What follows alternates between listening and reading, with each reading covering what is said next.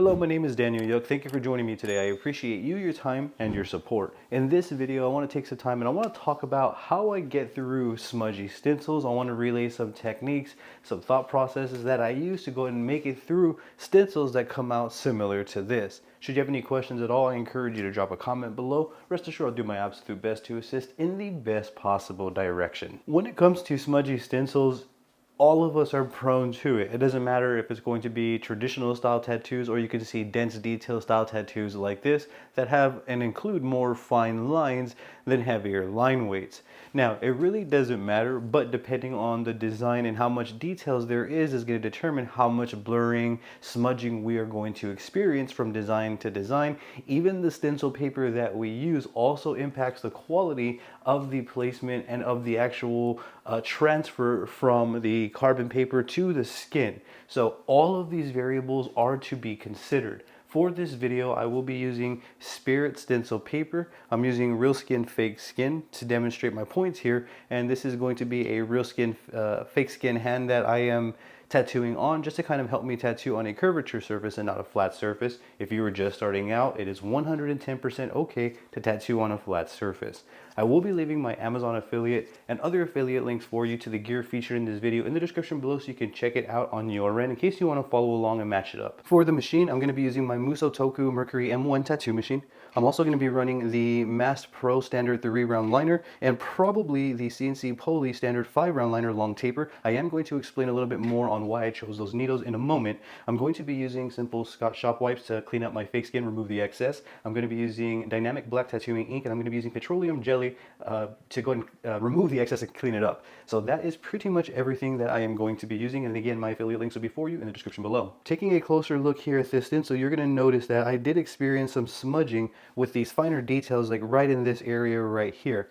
Now, whenever I experience smudging, I always weigh out some factors. First thing that I consider is if it's something that I can even work with. How much of the stencil is actually smudged? Is it just a small portion? Is that portion completely doable by me? Like, can I still apply it? So if I take a look at the reference, which I'll put floating up here, you can see that in this area right here, the details are pretty clear in the reference, so I feel confident enough to apply it with what is there. This is going to vary from artist to artist, and this is going to be for you to determine what is right and wrong. So for me and this specific design, I do feel comfortable enough to leave that smudged area there, as the rest of the tattoo's integrity is in place. As you can see, everything else is clean. So that's where we really have to weigh it all out. However, let's say for example, the face is the area that came out all smudged and I lost all the details. Well, then I probably wipe it off and then take it from the top again. So it is just going to be on a per design, per result basis. Every design and then every placement is going to be different. Taking it from the top, to technically apply this correct and accurately, what I'm going to do is I'm going to look at the reference. So I'm going to go back to the top.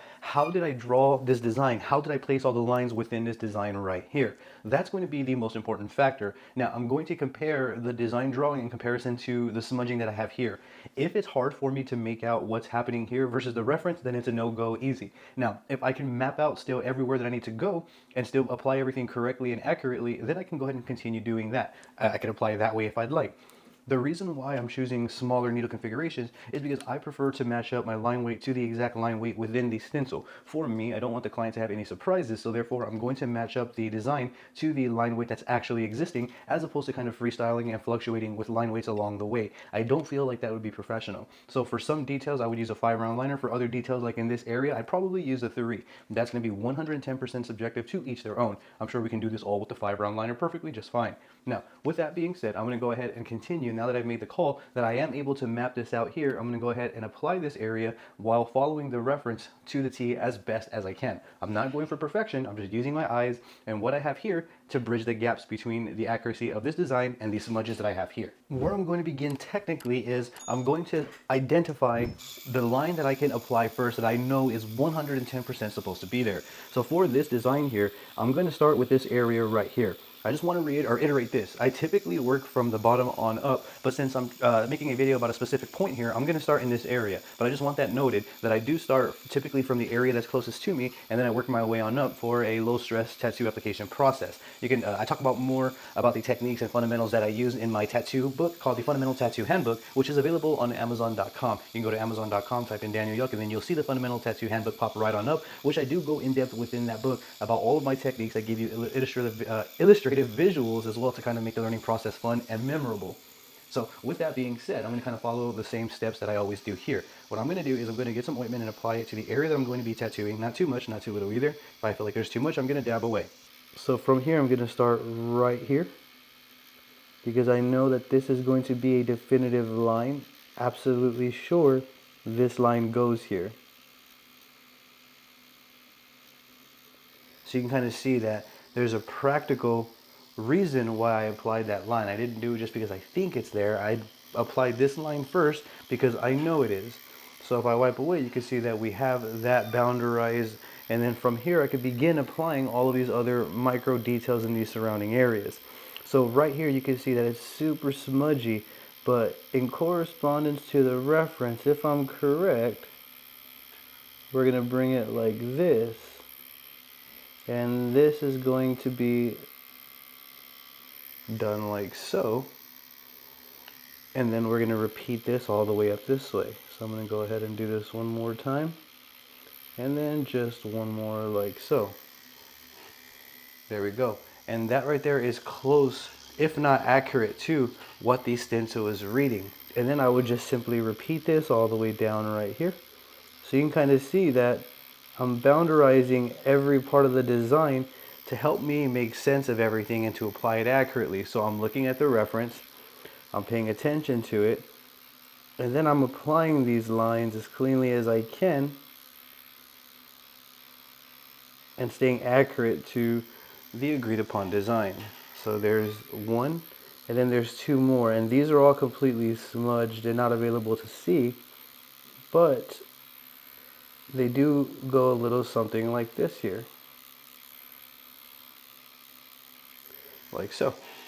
Let me go ahead and dab, put some ointment, wipe away. Let's get a little bit more ointment here so that we can actually see what we were working with. And that right there is exactly how I'm going to proceed. I'm going to stick with that exact same workflow all the way throughout the surrounding areas until I've established this entire area right here and I can make sense of what this is, and then the smudging will essentially just kind of go away. So from here I would just kind of keep repeating this all the way throughout. And I chose to start with a 5-round liner so that way I can kind of do clean passes here. I felt like a 3-round liner was kind of small for the majority of these lines here. There we go. A to B. And then I'm going to go ahead and do the same thing. Identify my A to B. And again, I do go over all of this right here, like my method and steps, within my tattoo book called the Fundamental Tattoo Handbook. So there we go. So now you can kind of see I have a structure here to work off of, and I'm going to repeat this process all the way throughout these surrounding areas. So for example, once I start going this way, I'm just going to reference the reference and then kind of continue. So if I'm correct, this is what I'm seeing right here. Like so.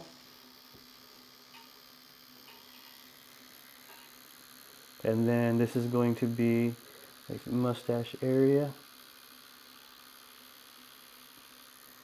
There we go. And then these are going to go this way. I'm adding my own little artistic input there. And we're going to connect this back this way. So you can see that I'm establishing the areas that still don't make sense to me.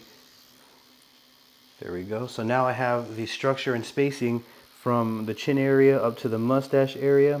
And then I can come back this way. And then bring it this way, like so. There's a little bit of a line weight fluctuation. That's great because the 5-round liner will allow me to sculpt like so in real time. So you can kind of see the structure is now building itself, and little by little these, I guess, smeared, distorted areas, smudged, stenciled areas are making more sense. I'm going to do this right here. And then the same thing like this one right here according to the design, like so. And then we're going to repeat that over here. So I'm going to come back this way, bring this down.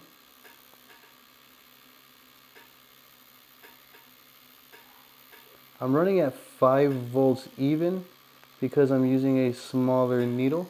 Actually, forgive me, I'm running at 5.5 volts, not too far off, but 5.5 volts is what I'm using here. That's going to be subjective per machine. I'm using a 4.2 stroke Mercury M1 from MusoToku. And then from here you can see now the smudging is almost completely gone in this area. Like I have more sense than smudge here. So what I'm going to do is I'm going to continue just applying these little detailed areas. Now I could have switched to a 3-round liner and got creative right here and made some interest. However, for sake of demonstration and points, you get the idea. We're still getting the points across and it's still looking fantastic here. And then there's one more right around here that comes this way. There we go. And then now there's just a bunch of little like inner details, and I think those will be perfect for the 3-round liner. However, now we have full sense of what's going on here, full scope of this area, so I can kind of keep just extending this all the way throughout the design, like so. And I essentially just keep building, but that right there, that's exactly how I would deal with smudge stencils, especially if I chose to accept that smudge stencil and still apply it. There's two ways to handle a smudge stencil. We either remove it, take it from the top, or we work it out using the reference all the way through. In my opinion, are probably the two best professional ways to deal with smudgy stencils. To fill in all the gaps here, I want to kind of use the 3-round liner to really get my points across, to bring my points home here. So I'm going to approach this the same way. So in correspondence to the reference, there's a bunch of little details here that allow me to have fun with, and I could add like my own artistic preference if I want. But basically they're just a bunch of like little detailed tallies in certain areas. I'm going to follow the stencil close, but I'm also going to branch off a little bit and apply my own taste here. Not too much, just very, very subtle. Don't want to lose the integrity of what was agreed upon. And then from here, I'm going to use this 3-round liner to bring this area in with some whip shades, just to make it a little bit darker right here.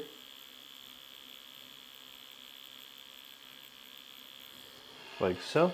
I'm going to dab away, and then I'm going to continue adding the detail tallies in that area still. Even though we have a little bit of shading, the tallies are still going to go into this area. So we're going to add one right here.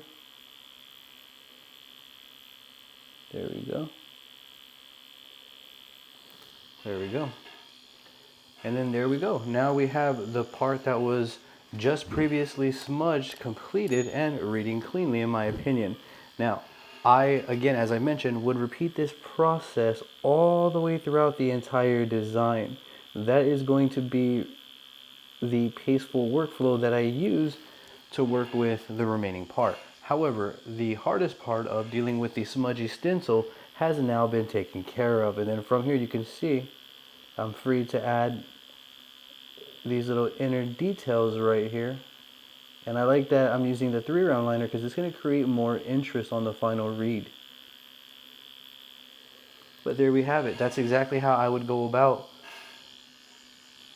dealing with smudgy stencils. Now I do hope that you can take something from this video. Let me go ahead and give you a top view here so that you can actually see the results here. So here is a top view of the results that we got within this demonstration. You can see that from a before and after, the integrity of this design has been established. There's nothing weird, everything connects, and then when it's done, it's going to read like a complete design as opposed to having to wonder what certain parts are. And I feel like that's the important of bridging all the gaps when we're dealing with smudge stencils.